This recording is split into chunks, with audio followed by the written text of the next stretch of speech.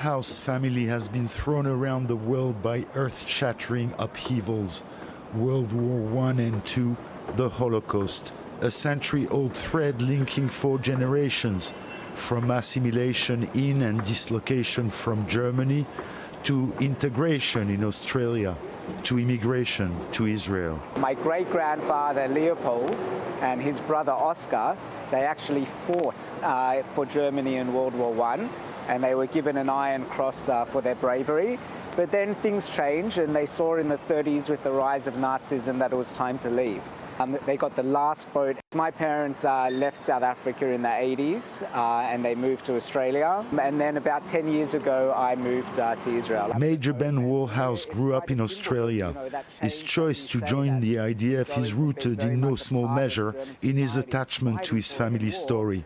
The Holocaust is very much a part of my identity. Australia had the highest number of survivors outside of Israel per capita. Growing up, you know that the IDF, the Israel Defense Forces, is there to defend Israel and defend Israelis. But I also had a feeling that it was there to also contribute to the security of Jewish communities around the world, and I wanted to contribute to that. Imbued with a strong sense of mission and memory, Major Woolhouse grapples with the consequences of both warfare and lawfare.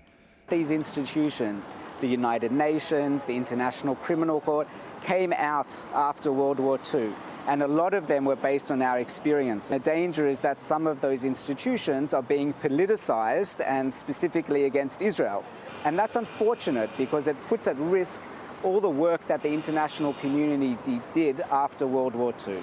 Our role in the International Law Department is to help our soldiers achieve their mission according to the law.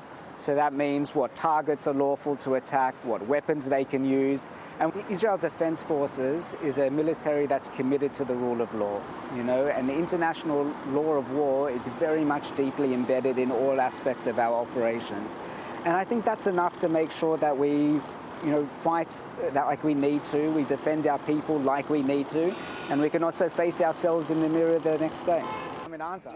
Major Woolhouse finds solace in other armies facing similar legal challenges. A couple of years ago, NATO came to us because they had some legal claims against commanders in overseas courts. And we sat with them, we talked with them, we helped them, we built tools with them. And they recognized that, and in fact, the Supreme Commander of NATO gave us an award for our efforts, which was symbolic for me, having a European organization that came out of World War II give us an award when my great-grandfather had received the Iron Cross only a few generations ago. Pierre Clochendler, I-24 News, Tel Aviv, Israel.